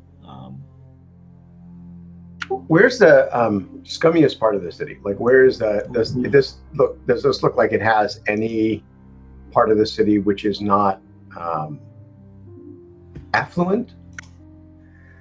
The least affluent part that you saw would have been to the west of the port, where the airship is. So north part of the city, essentially. There's some warehouses that you've found this wagon at, and much smaller, kind of hovelly looking, quick put together housing, as opposed to the rest of the city where the houses look like they've been there for a really long time, well kept up. The other place there were smaller houses, but still well kept ones southeast of that pyramid building. But you wouldn't call them slummy neither of those are really slummy. It's just that they're much smaller in scale than the rest of the more noble houses. I need to break into another house. I just need to pick a house to break into, because I feel like my spidey sense is tingling about things are going to go wrong, and either we're gonna go full baddies, or I'm gonna keep acting, and I don't know which one to do right now. Okay.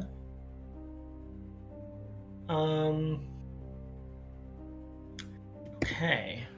Would there? You said that is there like a bookstore or a store that's like completely empty? There was a scribe shop back closer to the pyramid that you definitely noted was, I say selling, but had scrolls in it. Books, maybe books. In terms of other bookshops here, more mundane style bookshops, you did see one in the Central Market, a gnomish bookshop, but it didn't seem like it was in arcane components necessarily. And all of these stores are the kind that the person lives at?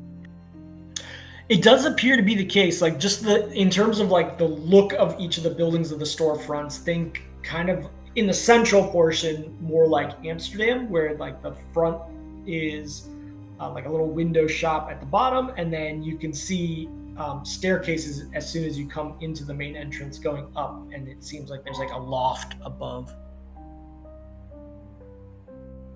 Yeah, I'm gonna see if I can discreetly get into that scroll shop and read a couple of just to see what's in it. That scribe shop. So let's figure that out. Okay, as you approach that scribe shop, you don't see anybody. It is the dead middle of the night. Yeah, you're hiding from unseen people, if there is any. You go and you approach the doorway. You find that the door is unlocked. It's not locked at all. It's kind of a city where maybe people don't think they need a lock. As you open it up, there's a slight creak to the doorway. As long as there's a window, I can bamf inside. As long as I have a minute to redo my bamf, I can bamf. Yeah, definitely. You bamf inside. I'm going to hold there and just return back to the group. The rest of the group, what are you guys doing other than waiting for Finnery to come back as you guys are back in the hole? Are you constructing? Are you trying to devise anything? I mean...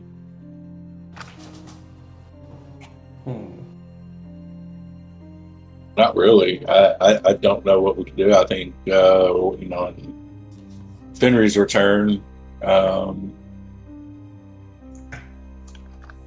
mean, I can essentially drag one, but I couldn't drag both.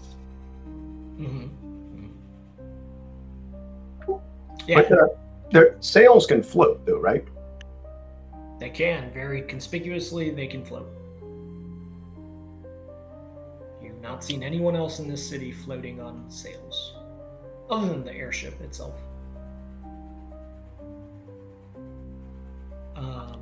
And by the way, at this point, it doesn't sound like you have the wagon, correct? You didn't try to drag it over here. No.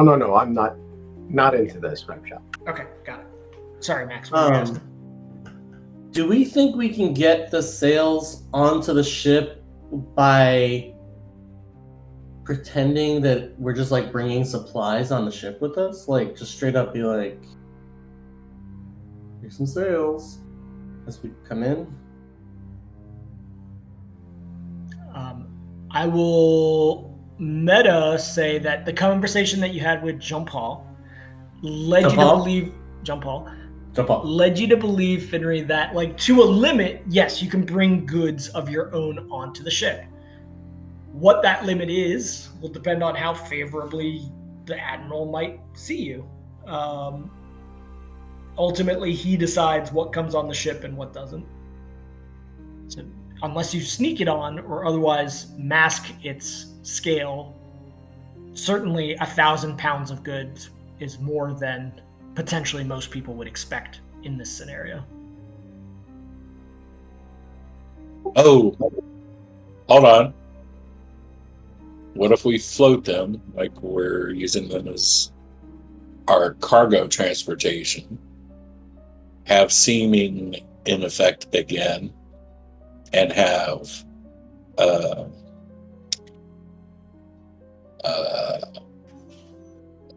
Max as a construct on one of them, piloting it, but in the guise of, you remember, it was the broken robot's a reason that the transport the broken robot, and he's the broken robot. Okay. It's a gambit for sure, because you don't know whether or not the presence of this outside of a context of an airship would be unusual, but it's potentially a way to mask that. Yeah. Finry, you bamf inside the building. What are you looking for? What are you doing here in this scribe shop? I am just looking for any clues to how the city works, seeing if there's any books.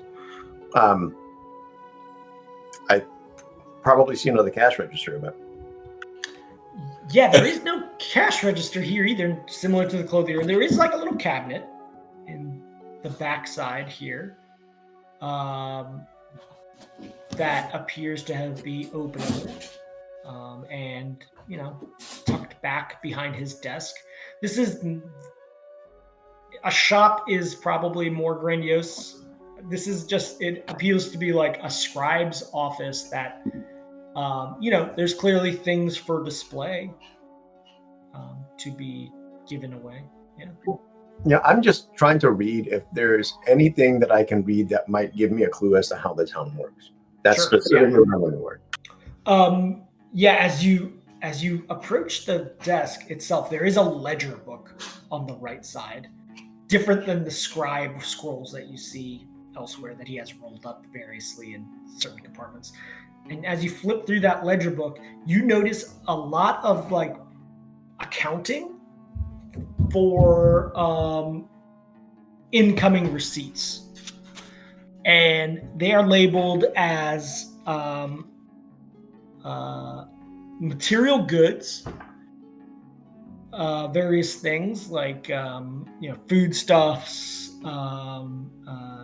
some materials themselves for scribe making, and then in the outgoing there is a connection to what appears to be a list of various scrolls, like a scroll of dark tentacles, a scroll of cure moderate wounds for each item on that list. You get the sense that potentially this is a barter-based system.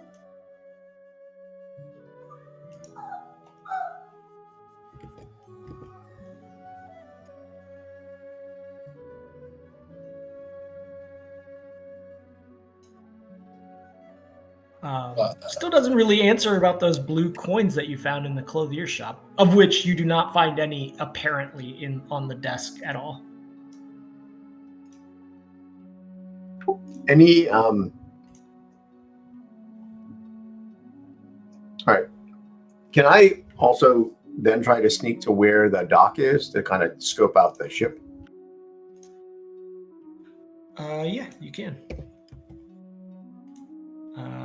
As you approach that, you notice now, getting later into the night, approaching the dawn. So wait, you bamfed back out of the place, right? Yeah, I did. I mean, I don't want to spend a ton of time to do. I know I scoped out the time, but I don't want to spend a ton of time like casing the joint. As soon as I got what you said, I would have left. I kind of want to. A couple things I want to check when I'm at this boat. I'll just say it out loud. I want to see how big the boat is, how many people I think it takes to run the boat, like understanding where the crew is kept. I want to also go and check in on Jean-Paul again to see like if he's talked to Steve or what's happening down there. I'm curious about this main area up here, and then I can go back. Okay, you return back to that kind of garden that observes the ports where you first encountered Jean-Paul, and you notice he is laying down on the bench in a more sleepy kind of position. You notice there is an empty bottle adjacent to him on the ground. It has been fully drank. You observe the ship. It is getting closer to dawn, but not quite. And you do see activity on the ship now from this angle. You see various crew prepping, establishing certain rope lines. You see that the sails are starting to go up. Just pre-positioning, not opened. There are goods being loaded by these sort of winch pulley systems that come down from the sides of the ship. And as they pick up a crate and lift them up with the various pulleys, the ship just slightly cants from the weight of that. And yeah, the crates are, like 2 foot by 2 foot crates. Clearly dense with whatever goods are inside of them if it's canting the ship a little bit. Hey, I just realized something, and I am going to say it. I don't think I drank any of the Sable Master's port, but I do remember when we were in the sewers, I did put some of that magical sewer water in the bottle of the Sable. Yes, because you poured out some of it to trace the coloration. Yeah. And so this guy just drank a whole bottle of Sable Master's port plus whatever the magic water was. So yeah. I don't know if that does anything, but I just realized it. Maybe it makes it taste better. Yeah. I feel like we're going to go big or go home. So if it's getting close to dawn, I'm going to take one of those carts and I'm going to drag it back to where we were at. And I'm going to have the folks get the stuff and put it on the cart is what my thoughts are. Okay. I will return back to Max and Midolfir, and maybe this is a good time maybe to start closing that session so you guys can review your inventories and ideas if there's another means that you want to hide the parasail, or not. Maybe you guys come to a consensus that you're not. But has there been any movement that has occurred in what your thoughts are on that since last I checked? Not really. Not from Midolfir. Okay. Oh, how many crew does it look like is on that boat, by the way? Yeah, that's a good question. I mean, it's early dawn, so you think that this might be a bit of a skeleton crew at this time. But you see at least 10 gnomes active on the deck and in various positions at the base where the winches come down to lift goods into the ship. So, yeah, you would say if that's the amount that are occurring this hour, from what you've seen at various ports and things, maybe there's another 30 or 40 on board.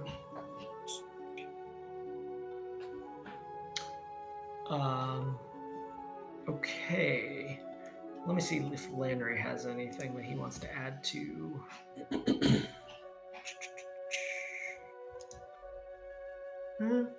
Little brain spider sits on his shoulder a bit and he says, if it comes to it, maybe this could be handy in talking to the Admiral.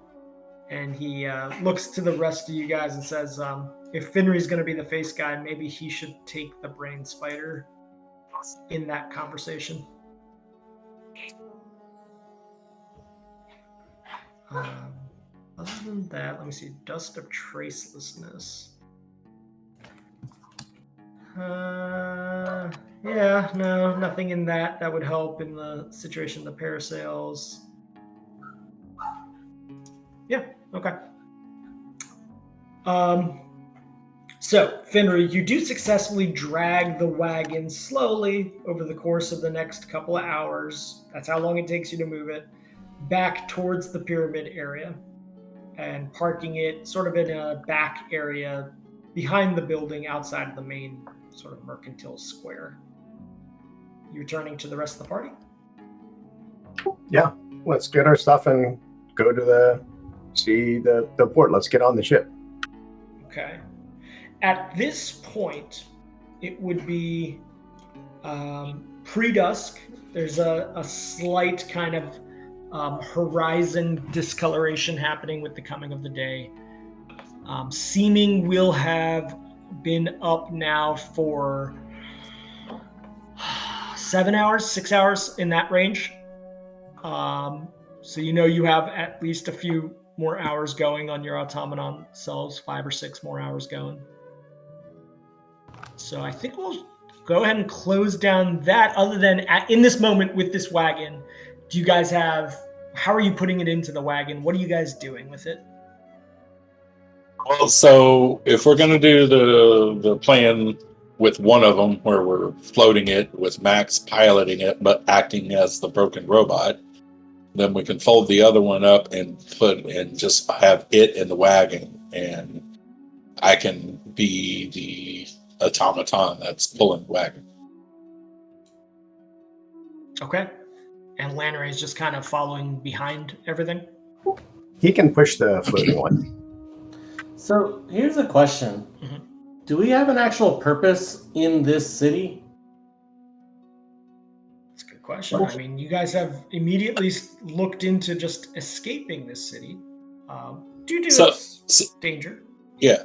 So my initial thoughts when we got here, right? This, by all accounts, this was these were the gnomes that bamfed themselves out of where we were down below to get away from the elder brain. They were the ones, or at least their ancestors were the ones that created and initially sought to control the elder brains. My initial thought coming here was that perhaps they have a way to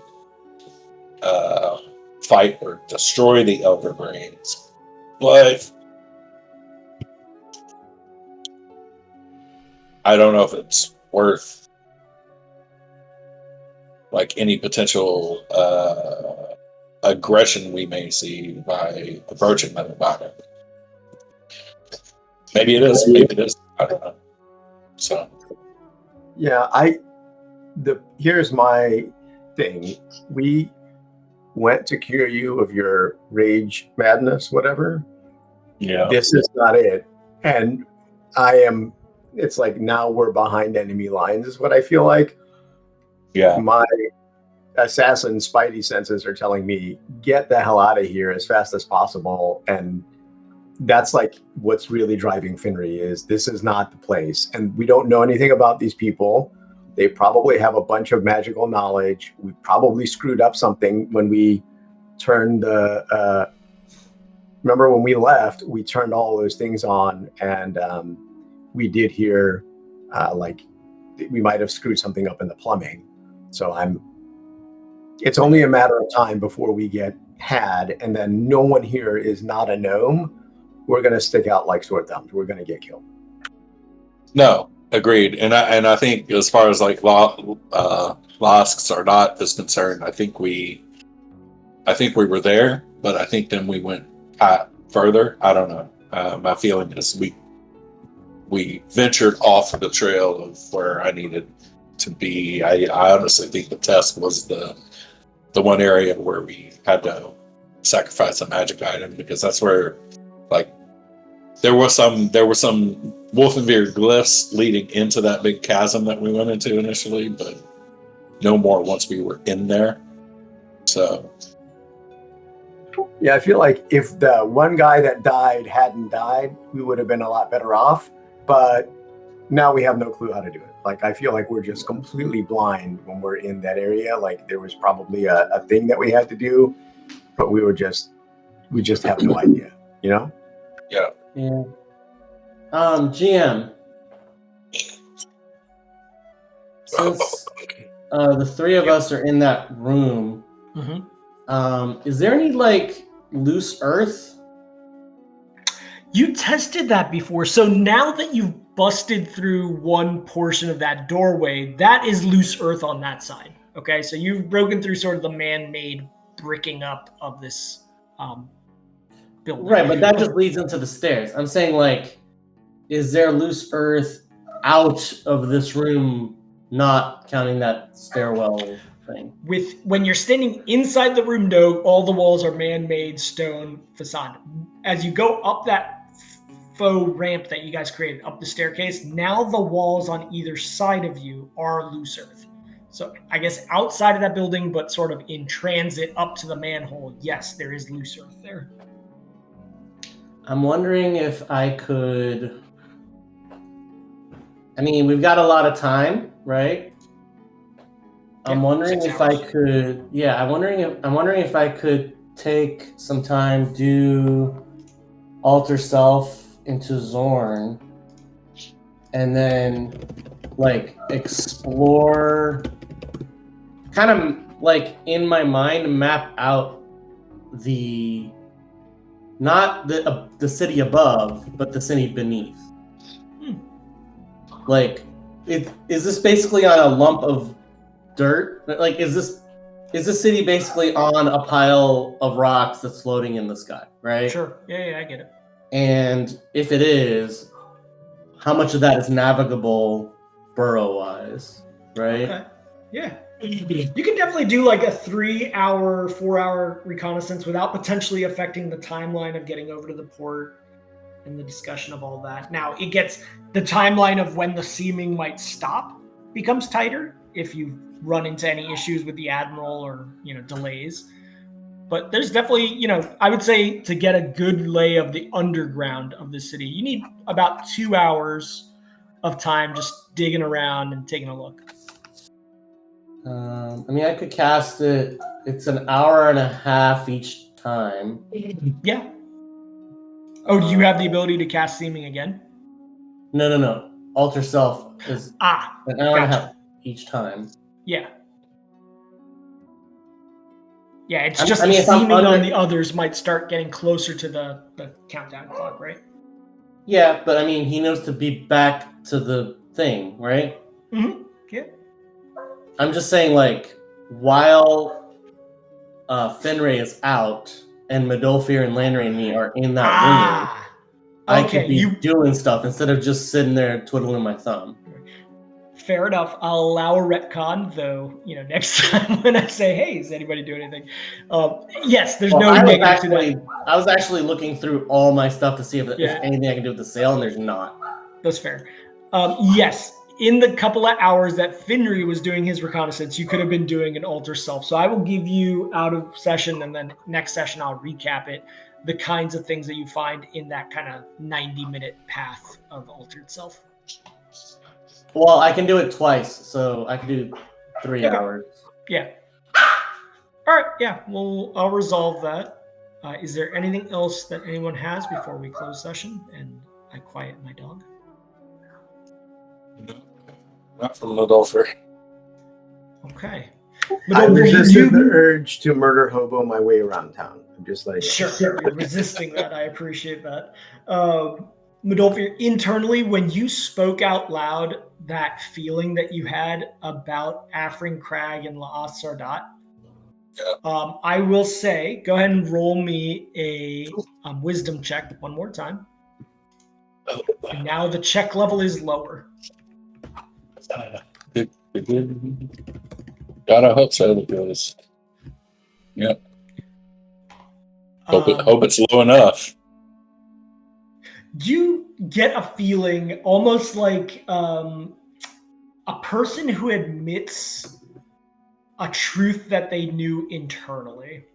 Okay? That for once now you get the feeling that, like, okay, yeah, that felt wrong, and now that I say it out loud, you know it to be true. What you said resonates internally to you. If you have another chance at finding a resolution to the issue, you think you know where it went wrong before. And we'll leave it at that for this session. All right, guys. I know where I must go. It's like saying, exactly. I pretty much knew Elon Musk was crazy to begin with before. Now you're for sure aware of it, now that you've said it out loud. Do we know? It into existence. I should have said it out loud sooner, but now I feel better that I have, right? Yeah. It's true. All right, guys. Do we know if the island is over water or over land? No, yeah, for sure. Landray, when he looked down, he's like, we are over open, deep water. Okay. Yeah. And because we have a land ray and not a sea ray, that's a bad thing. It's a big problem. He does not have his Sea Ray legs. Ba-da-ba-ba-da-ba. All right, and now we close session on that. All right, guys. Guys. Hey guys, have a good one. Yeah, have a good one. Jump off. Jump on.